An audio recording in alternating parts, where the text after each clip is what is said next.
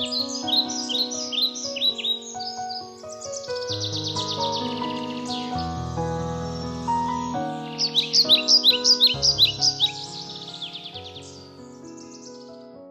beriman yang terkasih, selamat pagi, selamat berjumpa kembali dalam Renungan Pagi. Mari kita membuka Renungan Pagi ini dengan tanda kemenangan Kristus, dalam nama Bapa, Putra, dan Roh Kudus. Amin. Hari ini, Minggu 16 Mei 2021, hari Minggu Paskah ke-7. Bacaan Injil hari ini diambil dari Yohanes 17 ayat 11b sampai 19. Inilah Injil Yesus Kristus menurut Yohanes. Dimuliakanlah Tuhan.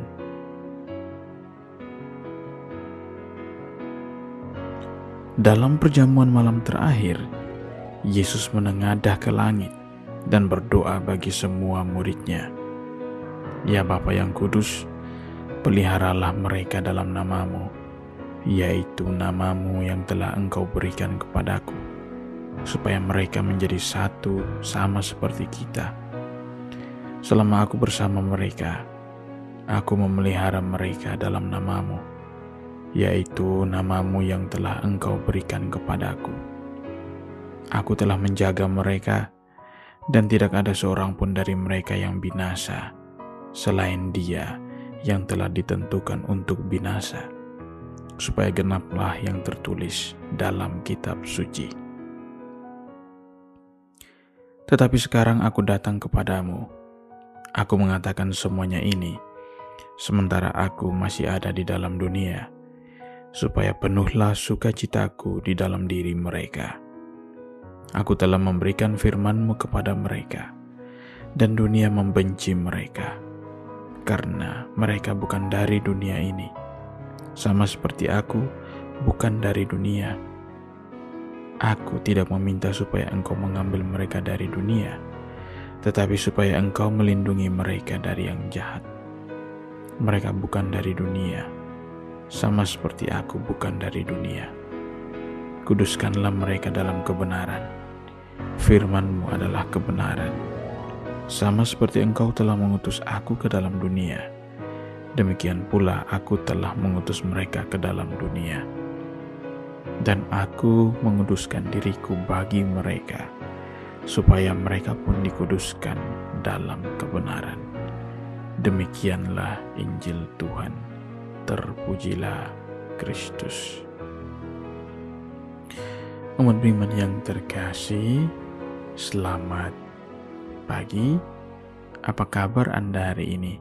Semoga saudara-saudariku senantiasa diberkati Tuhan di hari yang baru ini. Bapa Suci kita, Paus Fransiskus, memberikan pesan pada Hari Komunikasi Sosial Sedunia yang ke-55 pada hari ini. Ia berkata, berkomunikasilah dengan menjumpai orang lain apa adanya. Nah, kata berkomunikasilah dengan orang lain apa adanya ini menunjuk pada perintah atau anjuran Paus agar setiap umat beriman tetap mau membangun relasi, hubungan, komunikasi dengan orang-orang yang kita jumpai. Memang benar, kita sekarang berada di masa pandemi, dan salah satu fasilitas yang selalu digunakan oleh kita di masa pandemi ini ialah internet.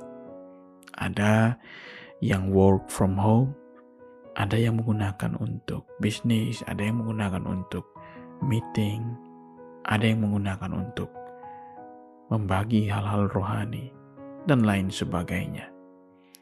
Jika semuanya ini digunakan dengan sebaik-baiknya, maka setiap orang akan mampu membangun komunikasi yang baik dengan sesama. Nah, dalam anjuran Paus Fransiskus ini, Ia pun mengatakan bahwa di tengah dunia teknologi ini, pentingnya verifikasi berita. Harus ada check and recheck berita atau info yang diterima oleh setiap orang, agar kita semua yang menerimanya tidak mudah dimanipulasi. Ada begitu banyak hoax, ada begitu banyak penipuan, dan jika setiap umat beriman tidak memiliki sikap kritis atau sikap berpikir kritis, maka akan ada banyak penipuan, akan ada banyak korban. Salah satu hal yang bisa kita lakukan ialah dengan tidak mudah untuk meneruskan pesan di WhatsApp ataupun info-info lain yang kita terima di media sosial kita. Tetapi kita semua mau juga untuk bertanya, berita apa ini? Apakah ini benar atau tidak? Sumbernya dari mana? Dan seterusnya. Dengan demikian, kita pun bisa membagikan informasi yang akurat kepada teman-teman kita. Umat beriman yang terkasih, selain itu, yang ditekankan oleh Paus Fransiskus ialah pentingnya bersaksi di tengah dunia. Kesaksian adalah bahasa yang paling nyata bagi setiap orang, dan kesaksian ini bisa diwujud nyatakan dengan memberikan teladan. Mungkin ada orang yang tidak banyak berbicara, tetapi ia hanya bisa bertindak dan memberikan teladan bagi orang lain. Inilah kesaksian yang paling nyata di tengah dunia saat ini. Yesus pun, ia mau manusia bertindak demikian. Dalam Injil hari ini dikatakan bahwa Yesus mau manusia seperti mereka, seperti ia dan Bapa, yang tetap berelasi, yang tetap berkomunikasi, dan itu berbuah kebaikan. Dengan kata lain, Yesus mau mengatakan bahwa kalau kami saja bisa, kalian umat manusia juga harus bisa berkomunikasi dengan baik. Seringkali komunikasi selalu dihubungkan dengan berbicara dan mendengar. Ibarat kata, ada yang menjadi api dan ada yang menjadi air. Jika api itu panas, air bisa menyiram api itu agar kedua-duanya bisa tenang. Tetapi kalau api bertemu dengan api, maka akan semakin panas dan tidak akan selesai. Komunikasi yang baik ialah harus ada yang berbicara, harus ada yang mendengar. Umat beriman yang terkasih, maka minggu ini adalah kesempatan bagi kita untuk kembali ke diri kita masing-masing dan bertanya.